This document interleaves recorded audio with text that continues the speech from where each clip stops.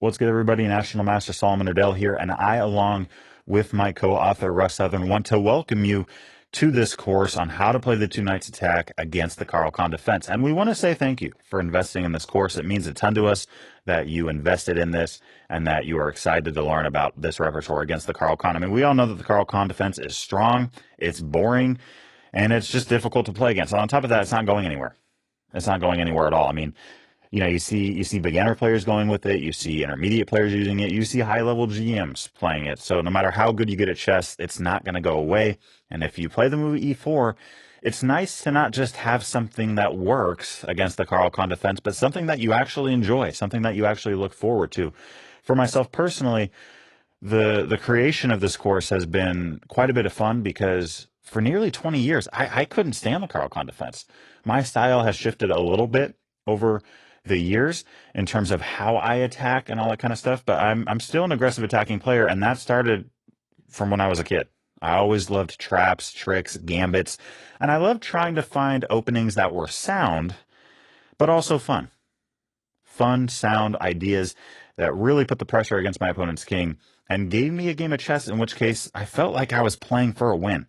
And I wish I knew about this two knights attack repertoire a lot sooner. When Russ Southern approached me with it, I fell in love with it, and we bounced back and forth in terms of the theory, the lines, the variations, the concepts, the lifelines, you name it.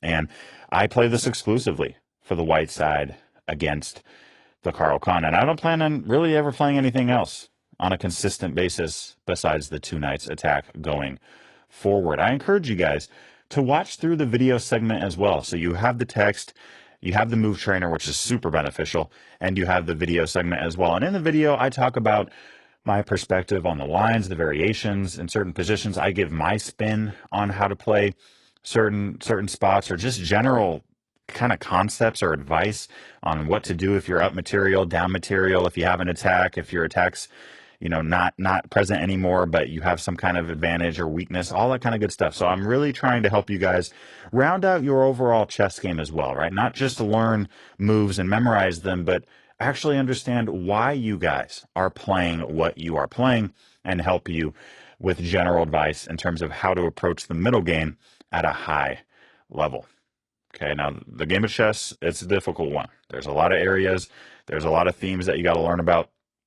But this course was made by a beginner for beginners. Russ Southern was the mastermind behind this entire thing, and he really put these lines together. Again, we bounce back and forth in terms of how to tweak them and all that kind of stuff. But this is meant to be a very digestible course. In fact, there are priority lines that you can look at, and I recommend this for those of you that want to get a really quick grasp on what you're going to see the most often. I think a lot of players will plug in a position into Stockfish. I've done this too, so if you've done this, you're not alone. But a lot of players will plug in an opening into Stockfish, and then they'll go, "Oh, well, that's not the best move, so I'm not going to study for that. I'm going to memorize the Stockfish best line every single time." When that's okay, but in reality, you should also be looking at what people play on a regular basis. And this course was really designed to cover the most important moves first, meaning the most common moves first. So we cover what you're going to see the most often, and then we work our way backwards from there. A lot of training material out there focuses on the best move, and then they work backwards. We're going to teach you guys what you're going to see the most often, and then work backwards from there. And with those priority lines, I recommend doing that if you want to learn 50 to 60 quick lines really quickly. You can get a really good grasp on this repertoire and actually know what you're doing in most games, because again, the stats point towards kann defense players going with certain lines more than others. If you want to set up that setting, really, a priority lines, you can go to settings, learn priority lines only, and then for priority type, you want to go to author selection. Okay, so this is going to be really helpful for you guys. For priority only, you got chapters 1 through 3, which is the main line, quote unquote, when black takes on e4. That's what we see the most often, the majority of the time in online chess. Black seeing the pawn and going, okay, I'm going to take it off. And we have memorization moments for those chapters. You then have chapters 4 through 6, which is the stubborn move or the master's move with bishop to g4 at move 3, not taking the pawn, but instead pinning your knight on f3. And of course, we have that very rare approach of not playing h3, not playing bishop e2, but taking the pawn on d5 and playing queen to e2. I've been having a ton of success with this against titled competition, and I think you guys will have a lot of fun with that too. And once you go through that, I mean, you're gonna really know 48 lines. Those 48 priority lines. You're going to be able to start playing the two knights attack with that in mind, which is going to be very helpful for you. Chapter 7, we're focusing in on the worst move, which is pushing the d pawn immediately on move 3, and some of the ideas, general ideas and concepts that you could look at from there. d4 is just not a good move. If someone plays that, I doubt they studied for the two knights attack. I mean, hardly anyone does in general, but if you play the move d4, black's position is definitely worse. And we also have chapter 10, which covers those rarities, right? Those rarities, which just kind of give you general ideas on what you can do. You can manually learn chapter 11, and then you got memorization moments as well for chapter 7, 10, and 11. You can play with more confidence after adding 21 more lines, and chapters 8 through 9. After all that, the abandoned moves really, which start out with the move knight to f6 on move 3. We want to do that last, or at least this is something that I'm offering to you guys. If you guys want to, you could look over chapters 8 and 9 last, because we don't see it much anymore.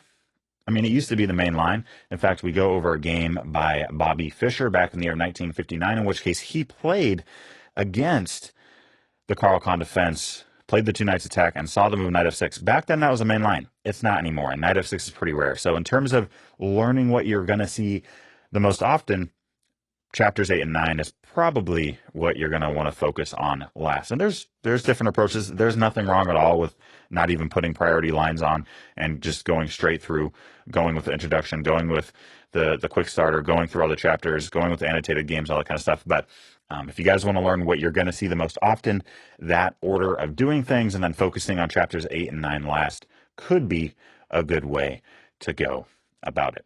Okay. We hope that the priority lines are helpful for you guys. And in terms of growing in your knowledge and becoming a better player in any opening, including the two knights attack, what I recommend is looking over every single one of your games. When your game finishes, maybe you're playing blitz, maybe you're playing rapid, maybe you're playing over the board tournament chess. No matter what game you're playing with the two knights attack, when the game is over, go back, check the lines through this course, check the lines with the engine, and see what your first mistake was. See what your first mistake was. What was the first mistake that you made in the game? You played perfectly for a while, and then you made a mistake. And then make sure you memorize the correct move. When you do that, you'll never make that mistake again. And before you know it, you're going to have a bunch of games where you made mistakes, but those are kind of one and done kind of situations, because right when the game finishes, you go over it, you see what your mistake was, you correct that, and then going forward, you never make that mistake again for the rest of your life. That's what I've done for a while now to really improve my chess opening play, and I think that will be helpful for you guys as well. I also want to say that the forum is a really good spot for you guys to be able to communicate with us in terms of your thoughts on certain lines, variations, positions, concepts, ideas, etc.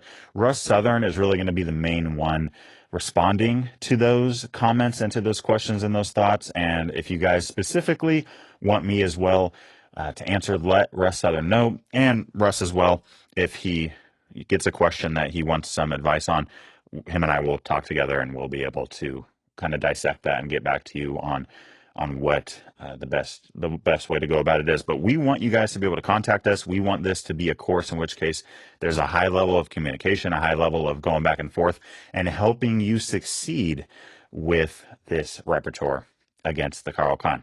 Hope you guys have fun, and I'll see you over in the quick starter in the video segment.